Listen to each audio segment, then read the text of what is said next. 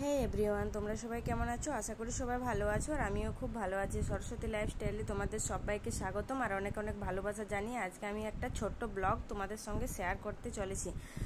তো আজকে আমি আমার পুরো রান্নাবান্নাটা তোমাদের সঙ্গে শেয়ার করব। যেহেতু আজ আমার শাশুড়ি মা বাড়িতে নেই, আজ আমি রান্নাবান্না করবো। আর বড় যেহেতু আজকে দোকান যায়নি, বাড়িতেই আছে, তো তাই ভাবলাম একটা ব্লগ তোমাদের সঙ্গে শেয়ার করি। তো আজ আমি পুরো রান্নাবান্নাটুকুই শেয়ার করব, জাস্ট রান্নাবান্নাটুকু। তো দেখতেই পেলে যে আমি ওখানে ভাত আর ডিম চাপিয়ে দিয়েছি, ভাতও হচ্ছে আর ওদিকে ডিম সিদ্ধ হচ্ছে। আর এই যে এখানে আমি সবজি কাটতে বসে গেছি।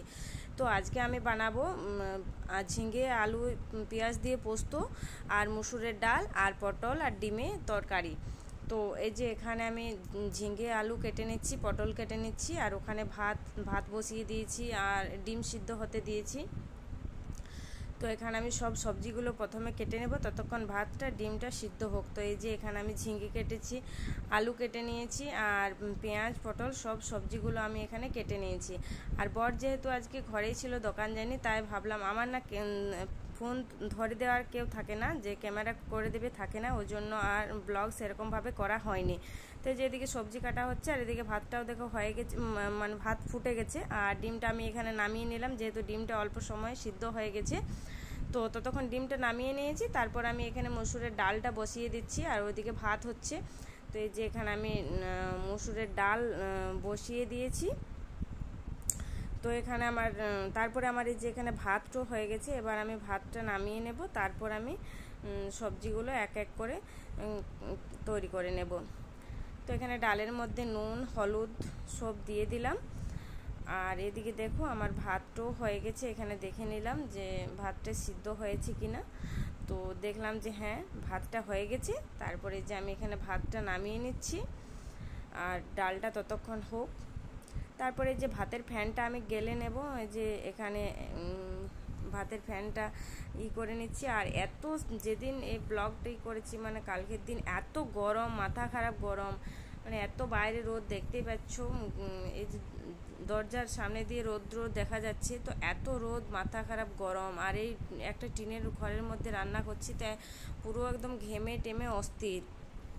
তো এখানে আমার ভাতটা মালটা গালতে দিয়েছি আর এখানে দেখো দুধটা চাপিয়ে দিলাম। শোভনে যে এখানে দুধ খাবে, তো বিকেলে খায় দুধটা, তো গরম করে রেখে দিতে হবে। তো এখানে আমি দুধটা গরম করে নিলাম, তারপর আমি এখানে কড়াই বসিয়ে দিলাম তরকারি রান্না করার জন্য। তো এখানে আমি প্রথমে পোস্তটা বানাবো, তো তেল দিয়ে দিয়েছি কড়াইয়ে, তারপর আমি ঝিঙেটা আলুটা পেঁয়াজটা ভেজে নেব। তো এই যে এখানে কড়াইয়ে তেল দিয়েছি, তারপরে যে ঝিঙে পাঁচফোড়ন দিয়ে দিলাম, তারপর আমি ঝিঙাটা ভেজে নেব। যদিও রান্নাবান্নাটা অন্য দিন থাকলে শাশুড়ি মায়ে করে, তো সবজিপাতি কেটে মশলা বেটে একখানে সব রেডি করিয়ে দিই, রান্নাবান্নাটুকু ওই করে তারপর আমি ততক্ষণ আমার ছেলেকে স্নান করা, মাঝে মধ্যে টুকটাক খাবার দেয়া, এসবগুলো করি। তারপরে বাকি ও রান্নাবান্নাটুকু করে দেয়, বাকি যে কাজগুলো থাকে সেগুলো আমি করে নিই। তো এই যে দেখো এখানে ঝিঙেটা বসিয়ে দিয়েছি, ততক্ষণ ভাজা হোক সিদ্ধ হোক, আর ততক্ষণ আমি পোস্তটা বেটে নেব।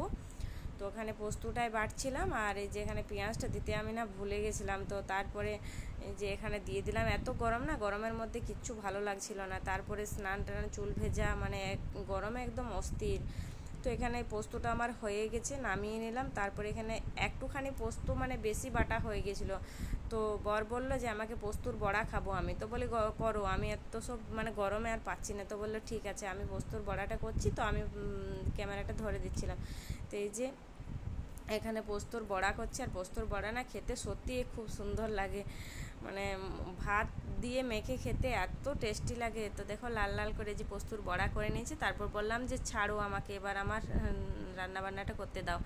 তো এখানে যে ডাল বসিয়ে দিয়েছি, আর ডালটা রসুন দিয়ে ছক দিলে খেতে বেশি ভালোবাসে মুসুরের ডাল। তো যেখানে রসুন লঙ্কা আর একটা তেজপাতা দিয়ে করে নিলাম। আমার ছেলে যেহেতু ডাল খেতে পছন্দ করে না, ওকে ওই যে ডিম আর পটলের যে তরকারিটা হচ্ছে ওই ঝোলটা তুলে দেবো, তাই ওটা লঙ্কাটা আলাদা করে বাটবো, তো ওকে ওইটা দেবো।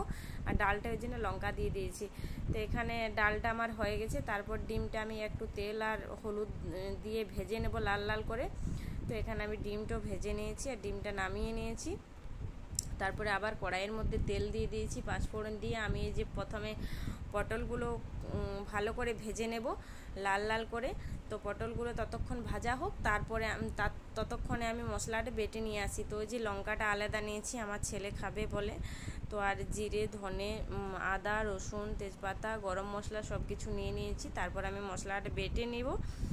তো আমার দেখো মশলা বাটা হয়ে গেছে। আর এত রৌদ্রের মধ্যে ওখানটায় না সত্যি জীবনটা বেরিয়ে আসছিল গরমে।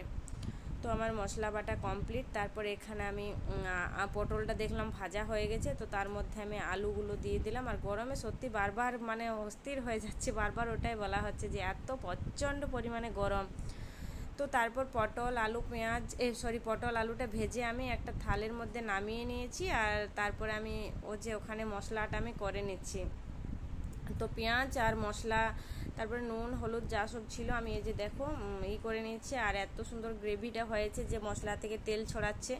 তারপর আমি পটলগুলো দিয়ে দিলাম আর জল ঢেলে দিলাম, একটু বলি সিদ্ধ হোক, তারপরে আমি ডিমগুলো দিয়ে দেবো। তো এই যে একটু জল দিয়ে যথারীতি সিদ্ধ হয়ে গেছিলো, তো তাও একটু করলাম, ঢাকা দিয়ে দিলাম। তারপর দেখো আমার সিদ্ধ হয়ে গেছে। আর ডিমগুলো দিয়ে দিলাম। তারপর আমি আমার ছেলের জন্য একটা ডিম আর একটু ঝোল বাটিতে তুলে নিলাম। তারপর আমি লঙ্কাটা দিয়ে দিয়েছি, তো ওটা আর শেয়ার করা হয়নি। তারপর দেখো আমার রান্না বান্না কমপ্লিট। এখানে পটলটা আমি নামিয়ে নিলাম আর সব কিছু আমার এই যে রেডি। দেখো এখন আমি একদম পুরো রান্নাটা জাস্ট আর কি হয়ে গেছে। তো আমার ভিডিও কেমন লাগলো তোমাদের? যদি আমার ভিডিও ভালো লেগে থাকে তো প্লিজ আমার চ্যানেলটি সাবস্ক্রাইব করে দিও এবং একটা লাইক দিয়ে দিও। আর আজকের ভিডিওটা আমি এখানে শেষ করছি। কালকে আবার দেখা হবে অন্য কোনো ভিডিওর সাথে। ততক্ষণ সবাই ভালো থেকো, সুস্থ থেকো, টাটা।